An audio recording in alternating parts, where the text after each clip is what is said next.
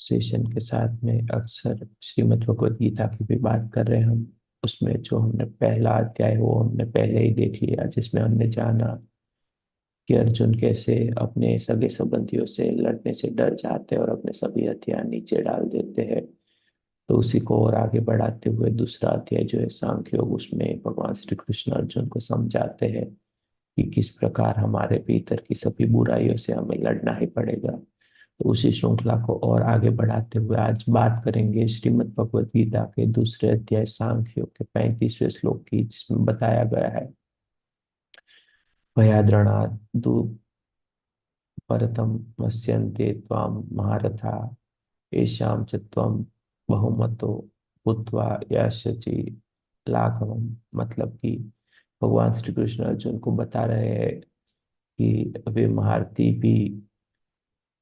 वे महारथी लोग जिनकी धारणा में तू सबसे पहले बहुत ही सम्मानित हो चुका है, उनकी दृष्टि में तू लघुता को प्राप्त होगा। वे लोग तुझे भय के कारण युद्ध से हटा हुआ मानेंगे।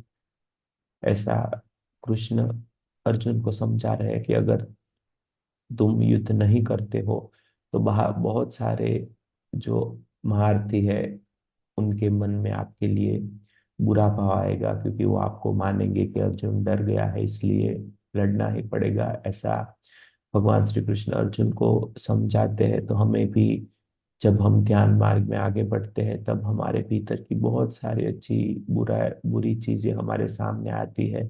तो जो भी चीजें धर्म के खिलाफ है, हमारे लिए ठीक नहीं है, उनसे हमें दूर करना ही होगा। जैसे गुस्सा है, आलस्य है, अति निंद्रा है, ये सभी चीजों से लड़के आगे बढ़ना ही होगा, ध्यान करना ही होगा और जीवन को एक सात्विकता की ओर ले जाना होगा। तो सभी का बहुत बहुत धन्यवाद अपने कीमती वक्त के लिए।